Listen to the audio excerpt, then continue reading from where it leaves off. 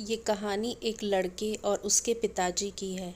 वह अपने लड़के को किसी बात के लिए समझाते हैं, मगर बेटा नहीं समझता है। लेकिन एक दिन बेटा समझ जाता है कि ऐसे कैसे होता है। यह हम अपनी कहानी में आगे पढ़ेंगे।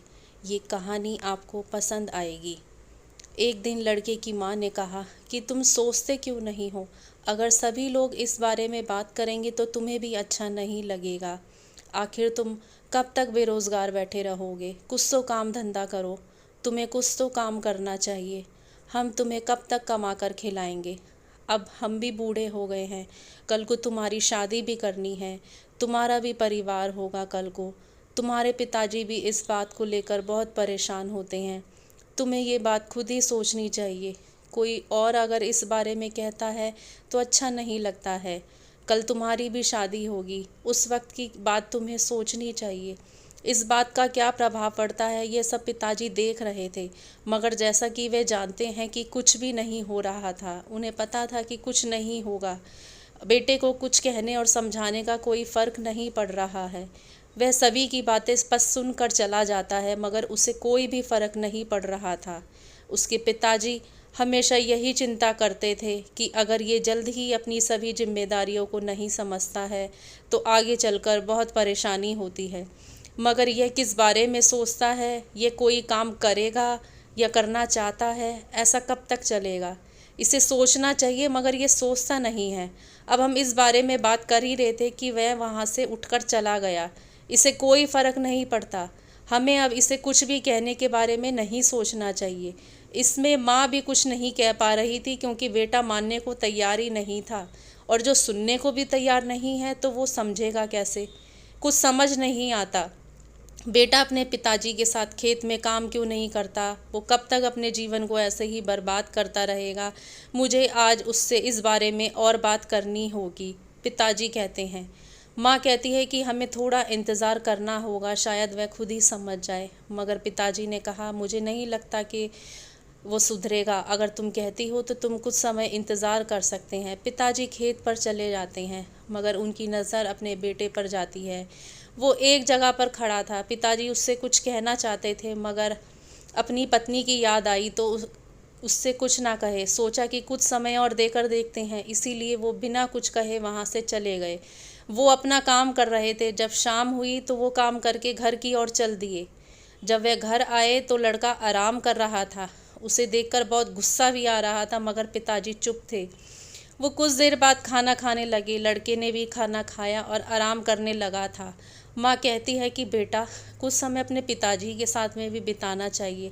शायद उन्हें तुमसे कुछ कहना होगा। लड़के ने कहा कि इनके पास तो एक ही बात होती है, वो काम के बारे में बात करते हैं, उनके पास और कोई भी बात नहीं बारे में मुझे लगता है, इसीलिए बात करने से कोई फ़ायदा नहीं है। ये बात सुनकर पिताजी को और भी बहुत तेज गुस्सा आ रहा था, मगर वो चुप थे।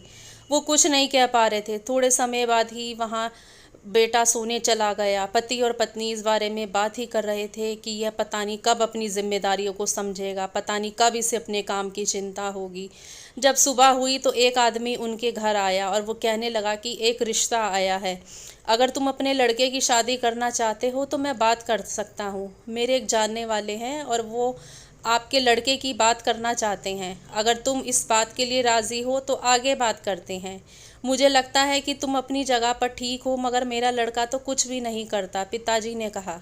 अगर उसे काम के बारे में कहते हैं तो वो दूसरी ओर देखने लगता है। मैं इस तरह कैसे हाँ कह सकता हूँ जब वो कोई काम ही नहीं करता? तो मुझे भी लगता है कि अच्छी बात नहीं है अगर मैं उसकी शादी कर देता हूँ। तो पता नहीं वो फिर भी कुछ करेगा या नहीं करेगा, मेरी तो कुछ समझ में नहीं आता। वो आदमी कहता है कि आप चिंता ना करो, सब ठीक हो जाएगा। जिनके बारे में मैं बात कर रहा हूँ वो आपके परिवार के साथ ये रिश्ता करना चाहते हैं, इसीलिए मैं आपके पास आया हूँ, नहीं तो मैं यहाँ पर आता ही नहीं। अगर आपको ये अच्छा लगता है तो आप हाँ कह सकते हो, बाकी सब ठीक होगा। वह उस आदमी की बात मान गए थे। उन्हें भी लग रहा था कि शादी तो करनी है, शायद उसके बाद सब ठीक हो जाए, क्योंकि अभी तो कुछ भी ठीक नहीं है। इस तरह लड़के की शादी भी तय हो गई थी। बाद शादी होने वाली थी, आखिर शादी भी हो गई। माँ ने कहा, बेटा शादी तो हो गई, अब तुम्हें काम भी करना चाहिए। लड़के ने कहा कि मेरा मन काम करने का नहीं है और कहकर उठकर वहाँ से चला जाता है।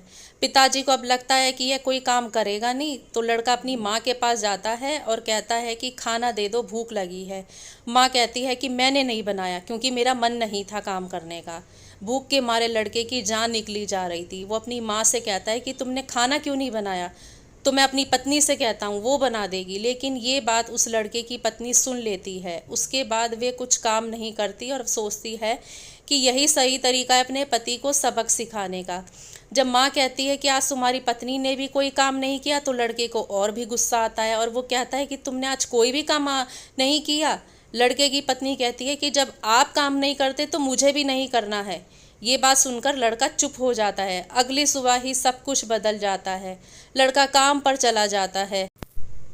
ये देखकर पिताजी बहुत खुश हो जाते हैं। जो पहले कभी भी नहीं हुआ था, आज वो बहुत जल्दी ही हो गया था। माँ कहती है कि यह सब तो हमारी बहू के कारण ही हुआ है, जिसके बाद हमारी ज़िंदगी ही बदल गई थी। अब वो लड़का हर रोज़ काम करता है और उनका घर भी अब बहुत अच्छा हो गया था। इस कहानी से यही सीख मिलती है कि समय सब कुछ बदल सकता है, बस धैर्य रखिए। कहानी पसंद आई हो तो ज़रूर लाइक शेयर कीजिए और चैनल को सब्सक्राइब करना ना भूलिए। धन्यवाद।